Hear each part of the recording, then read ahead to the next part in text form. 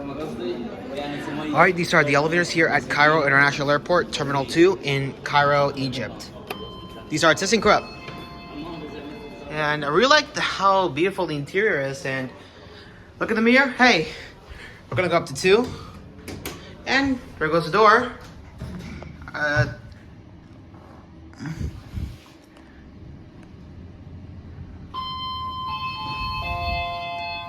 Really like that chime here at 2.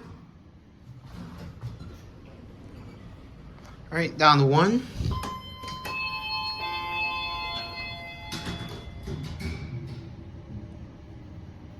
We're gonna try to get the other ones. Your nice elevator. Hello. Here are your fixtures.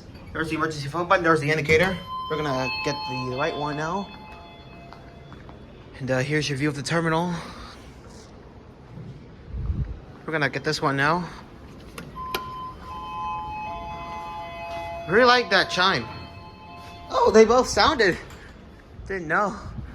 Alright, so 2. Not sure what these, in what year are these installed.